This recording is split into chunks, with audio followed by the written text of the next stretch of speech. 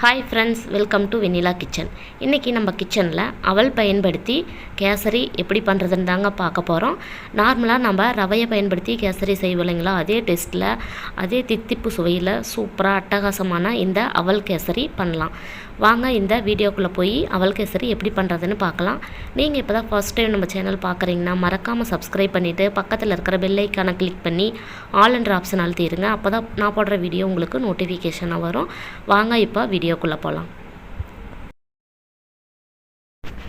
அவல் கேசரி பண்ணுறதுக்கு first stove on பண்ணி கடாய் ஒன்று வச்சுக்கோங்க. அதில் வந்து 1 கப் அளவுக்கு அவல் சேர்த்துக்கோங்க. அவல் வந்து நல்லா பொடிச்சிட்டு சுத்தம் பண்ணிவிட்டு அதுக்கப்புறம் சேர்த்துக்கோங்க. சேர்த்துட்டு இதை வந்து லோ ஃப்ளேமில் வச்சு ஒரு 2 நிமிஷத்துக்கு நல்லா ஃப்ரை பண்ணிக்கோங்க.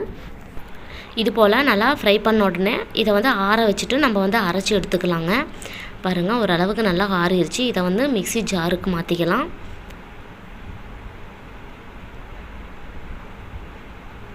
ஜாருக்கு மாற்றின உடனே இதை வந்து நம்ம நல்லா அரைச்சி எடுத்துகிட்டு வந்துடலாங்க. ரவை எந்த பதத்தில் இருக்கிறோ அதே பதத்தில் தான் நம்ம அரைக்கணும். ரொம்ப நைஸாக அரைச்சிட்டிங்கன்னா நம்மளுக்கு வந்து கேசரி வந்து கொல கொலன்னு ஆயிரும். அதனால் ரவை பதத்துக்கு அரைச்சி எடுத்துகிட்டு வந்துடுங்க. இது ஒரு வாரமாக இருக்கட்டும். இப்போ வந்து ஸ்டவ் ஆன் பண்ணி கடாயம் வச்சுக்கோங்க. அதில் வந்து 2லேருந்து 3 டேபிள் ஸ்பூன் அளவுக்கு நெய் சேர்த்துக்கோங்க. நெய் நல்லா உருகி வந்த உடனே நம்ம வந்து முந்திரியை உள்ளே சேர்த்துடலாம். 10-15 முந்திரியை இந்த மாதிரி உடச்சி எடுத்துகிட்டு வந்துருக்குறேங்க. இதை வந்து உள்ளே சேர்த்துட்டு லோ ஃப்ளேமில் வச்சுட்டு நல்லா ஃப்ரை பண்ணிக்கோங்க. லைட்டாக கலர் மாறின உடனே நம்ம திராட்சையை உள்ளே சேர்த்துடலாம். 10 திராட்சையை சேர்த்துருக்குறேங்க. சேர்த்துட்டு இது வந்து பலூன் மாதிரி உப்பி வரும், அது வரைக்கும் நல்லா ஃப்ரை பண்ணிக்கோங்க. பாருங்கள், இந்த அளவுக்கு நல்லா பலூன் மாதிரி உப்பி வந்த பிறகு நம்ம வந்து இதை எடுத்து ஒரு தட்டில் வச்சிடலாம்.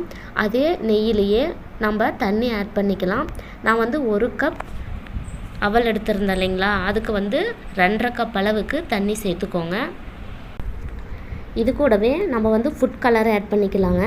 நீங்கள் வந்து குங்குமப்பூ இருந்துச்சுன்னா அது கூட தூவி விட்டுக்கலாம். அது இல்லாத சமயத்தில் இந்த மாதிரி ஃபுட் கலர் ஆட் பண்ணிக்கோங்க.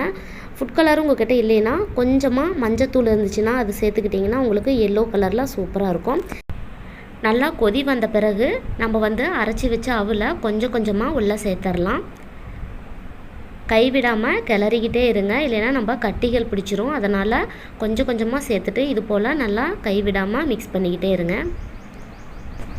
பாருங்கள், நம்ம ஊற்றின தண்ணியெல்லாம் நல்லா இழுத்து நல்லா சாஃப்டாக நம்மளுக்கு அவல் வந்து வெந்து வரணும். அது வரைக்கும் நல்லா லோ ஃப்ளேமில் வச்சுட்டு நல்லா ஃப்ரை பண்ணிக்கோங்க.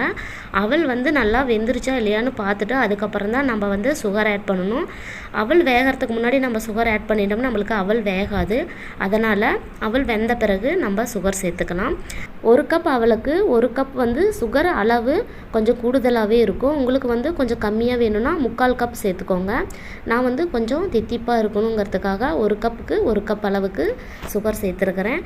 சேர்த்து இதை வந்து ஒரு டைம் நல்லா மிக்ஸ் பண்ணிக்கோங்க. சுகர் ஆட் பண்ணோன்னே நல்லா இலகி வந்துருச்சு. இப்போ வந்து கொஞ்சம் நேரம் ஃப்ரை பண்ணிகிட்டே இருந்திங்கன்னா நல்லா சாஃப்டாயிரும். பாருங்கள், எந்த அளவுக்கு நல்லா சாஃப்டாக நம்மளுக்கு சூப்பராக ரவா கேசரி மாதிரியே அவ்வளோ சூப்பராக இருக்குது. இப்போ வந்து நம்ம ஃப்ரை பண்ணி வச்சுருந்த முந்திரி திராட்சையும் உள்ளே சேர்த்துட்டு எல்லாத்தையும் நல்லா மிக்ஸ் பண்ணிக்கோங்க. இந்த ஸ்டேஜில் வந்து உங்களுக்கு வந்து நெய் பிடிக்கும் அப்படின்னா 2 டேபிள் ஸ்பூன் அளவுக்கு நெய் சேர்த்துக்கோங்க. இன்னும் சூப்பராக டேஸ்ட்டாக இருக்கும். நான் வந்து நெய் எதுவும் சேர்த்துல. லாஸ்ட்டாக வாசனைக்காக ஏலக்காய் தூள் கொஞ்சமாக சேர்த்துக்கோங்க. நான் வந்து 3 ஏலக்காவை தட்டி எடுத்துகிட்டு வந்துருக்கிறேன். அதை வந்து உள்ளே சேர்த்துடலாம். சேர்த்துட்டு எல்லாத்தையும் ஒரு டைம் நல்லா மிக்ஸ் பண்ணிக்கோங்க. பார்க்கும்போதே உங்களுக்கு தெரியும் ரவா கேசரி எப்படி இருக்குமோ அதே மாதிரியே அவ்வளோ சூப்பராக நம்மளுக்கு கேசரி ரெடி ஆயிடுச்சு. நான் சொன்ன அளவுகளை பயன்படுத்தி கண்டிப்பாக நீங்கள் அவல் கேசரி செய்து பார்த்துட்டு எப்படி இருந்துச்சுன்னு கமெண்ட் பாக்ஸில் கமெண்ட் பண்ணுங்கள். நான் செஞ்ச இந்த அவல் கேசரி உங்களுக்கு பிடிச்சிருந்துச்சுன்னா லைக் பண்ணி ஷேர் பண்ணுங்கள். மறக்காமல் வெண்ணிலா கிச்சனுக்கு சப்ஸ்கிரைப் பண்ணுங்கள். தேங்க்யூ.